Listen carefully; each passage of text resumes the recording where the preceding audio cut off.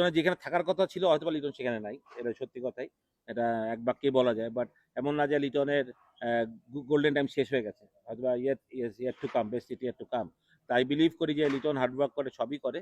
কোথায় ওর প্রবলেম হচ্ছে সেটা আমি বলতে পারবো না। ট্যাকটিক্যালি আমার মনে হয় না প্রবলেম হওয়ার কথা, বিকজ ওর ট্যাকটিক নিয়ে অনেক কাজ করেছে। এমন একটা মেন্টালিটির একটা মানসিকভাবে হয়তো বা কোনোখানে হয়তো বা একটা ব্যবধান হচ্ছে যে রান যেমন প্রেশারে থাকছে, সে প্রেশার থেকে উঠে আসতে পারছে না।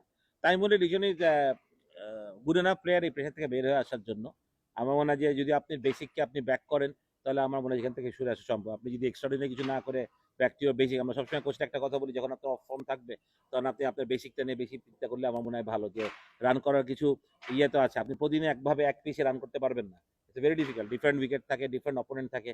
তো আপনাকে ওই জিনিসগুলো আন্ডারস্ট্যান্ডিং করে যদি ব্যাটিং করতে পারেন, তাহলে আমার মনে হয় যে ইটস মাচ ইজিয়ার। তো আমি লিটনকে ওইটাই বলবো যে just go to basic, that's it.